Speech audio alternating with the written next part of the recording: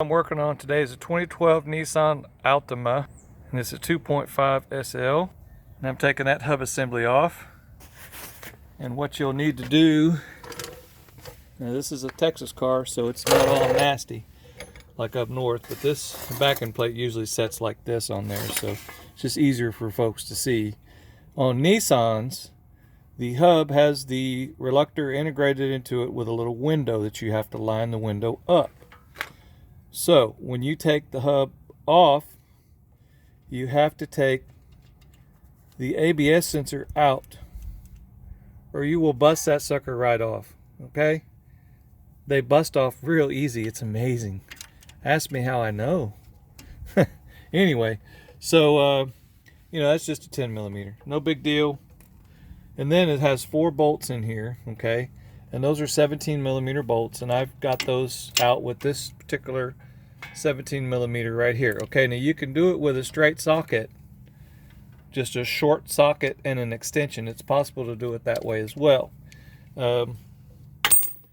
I always turn the steering knuckle all the way one way to do 2 bolts, and then turn it the other way to do the other 2. So that's why it's kind of cockeyed right now. And I also use this tool here, this air hammer with the point on it, to push that axle through. Now, like I said, this is a Texas car. Doesn't have corrosion like cars up north, so it's a totally different story down here. And we push these things out, shoot some WD-40 on it, everybody's good. It comes out fairly easily. Now, I will remind people on Nissans, the backing plates are pretty flimsy and they're very close to the rotor.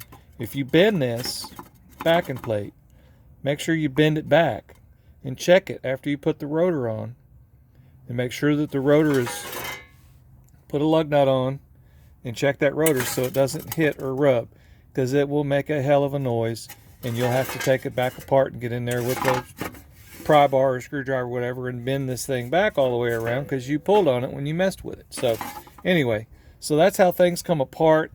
It's got a big old nut and a big old cotter pin in it. That stuff comes off pretty easy. You know, I got a giant socket for that. Yeah. So that's that with that. I've got another hub that's making a roaring, really loud sound. So, and when I took it, I already had it off. When I took this thing out of here, of course it won't come out with one hand. It never does. So see, you can see that's the window that the ABS sensor lines up in. Okay, so you just keep track of that. You'll bust that sucker right off. And when you put it back together, you'll have to line that window up, and you can look through the hole. All right, and line that little window up with the hole.